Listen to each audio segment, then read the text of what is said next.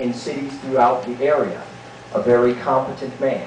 Council knows that a year ago, this council talked about past due balances that totaled $1.5 million, $2 million, debts of $1,000, $100,000, and $200,000 in some cases that had not been paid to various vendors. Well, Council, we informed you before at the last meeting that we've made good on many of those things, and we're current with most of our bills now, which is good. Our Finance Director, Jack Johnson, was brought on. He's done a good job of untangling the financial mess that this city has been in, straightening out our books, and providing monthly financial reports to Council on time. Now, Jack has done a lot, but Jack has resigned. Jack Johnson, our Finance Director, has resigned. He's done a lot for us. He's a financial professional. I believe that you're all aware of the letter that he submitted in some way, shape, or form, and it outlines some of the reasons for his resignation. And I think you know the chief reason, so if you are not yet aware of that reason, we'll certainly share the letter with you in writing and let you peruse it for yourselves. Lastly, there was reference to $500,000 of HUD findings against the city of East Cleveland. This is a case, Council, $500,000 or so.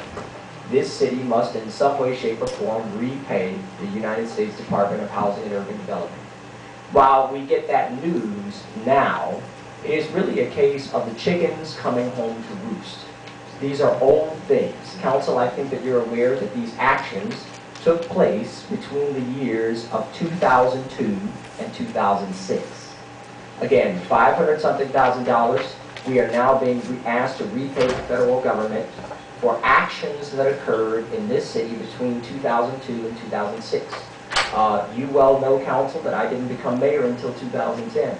So these things did not occur under my mayorship, but now the chickens come home to roost. So, Council, there are 9 items that were found to be out of compliance and the city of East Cleveland must pay back. They total about $500,000. 5 of them occurred between the years of 2002 and 2005 when Paul Benno was the Director of Community Development. But in 2006, where 4 of these items occurred, totaling about $133,000, we had a different Director of Community Development. So as we sift through these things, Council, Paul Benno is gone. But the person who was the Director of Community Development in 2006, who did some things in error, according to HUD, and we have to pay back $130-something thousand, is actually sitting in this room, and he works for City Council. So, and not to blame, but as we untangle what went on, as we sift through what goes on, the person that we can ask about those things is right in our midst.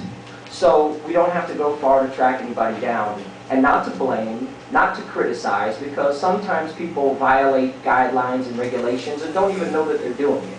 We don't hold anything against him, but again, in 2006, there was a Director of Community Development, and he was in charge, and HUD recently found that 4 actions done by the Community Development Department before I was mayor cost this city about $134,000. So, Council, if you're interested in knowing about those, he's still here, and maybe he can help us figure that out so we don't make the same mistake again.